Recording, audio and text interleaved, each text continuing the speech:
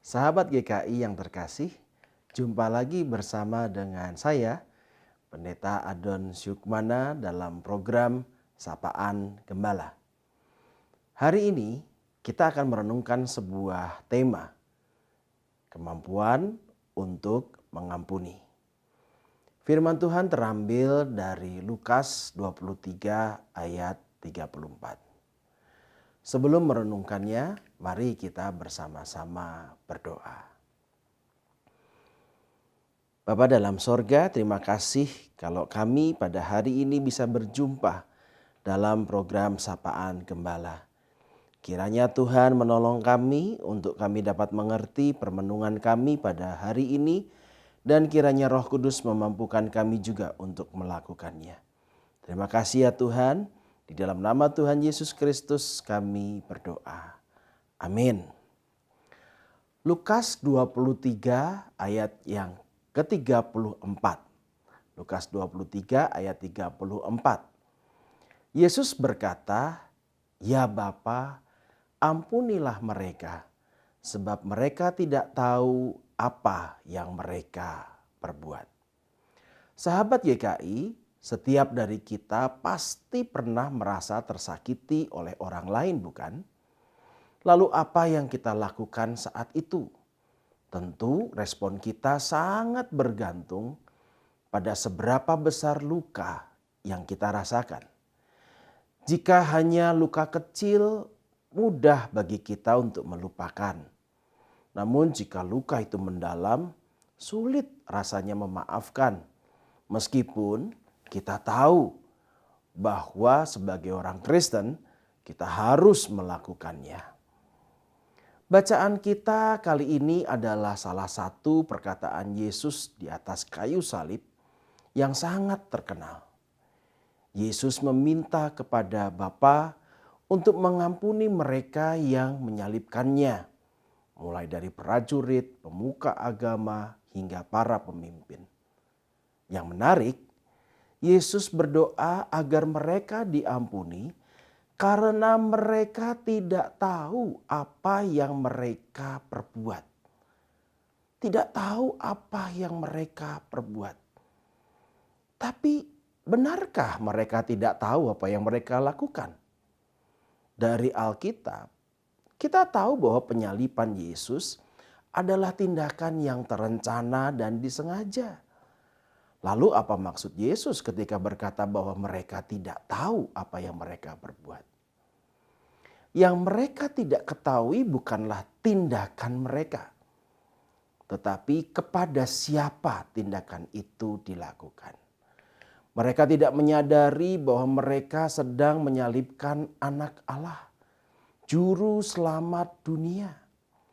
Ketidaktahuan ini berasal dari ketidakmampuan mereka mengenal Allah, yang pada gilirannya membuat mereka juga tidak mengenal diri mereka sendiri. Siapa mereka, apa tujuan hidup mereka, apa yang Tuhan ingin agar mereka lakukan, dan mengapa mereka ada di dunia ini. Karena ketidaktahuan ini mereka melakukan perbuatan yang tidak pantas, bahkan tidak manusiawi. Mereka kehilangan makna kemanusiaan mereka.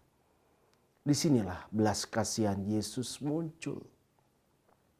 Alih-alih marah dan membenci, Yesus justru mendoakan mereka.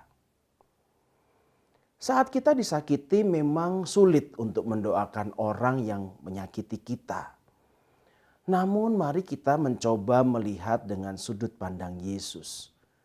Mungkin kita bisa mengasihani mereka karena mereka tidak tahu bagaimana seharusnya hidup sebagai manusia yang diciptakan menurut gambar dan rupa Allah.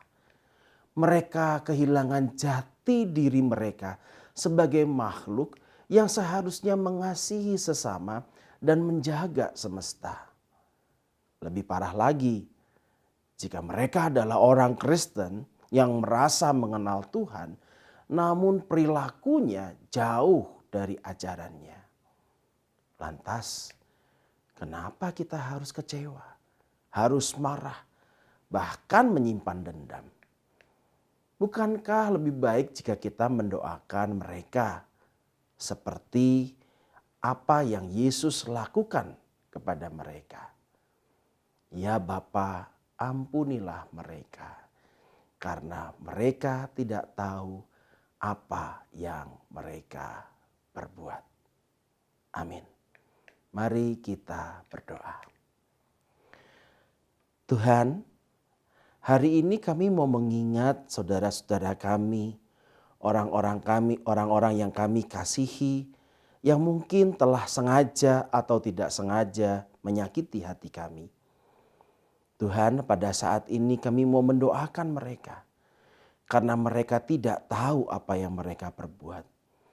Mereka seharusnya melakukan segala sesuatu sesuai dengan apa yang Tuhan inginkan, yaitu menebarkan cinta kasih dan persaudaraan.